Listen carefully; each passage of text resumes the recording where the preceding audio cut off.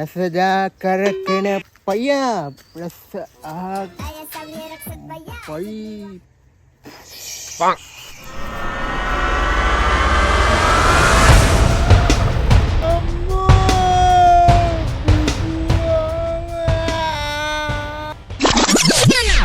කොහෙද මීහරකෝ යන්නේ? උඩු සර් මේ අවුලක් හිතන්න එපා මේ මලගෙරේක ගිහිල්ලා එන ගම හරිද? ඔහොම යනවාද යකෝ කනමන්දයා වගේ බීලා මලගෙවල් වල ඈ? කවුද බීලා ඉන්නේ මේ? මම බීලාගෙන නිකන් පේන්නේ. හරි මොකක්ද දැන් බීලා නැති එකක් කියපන්කෝ මට.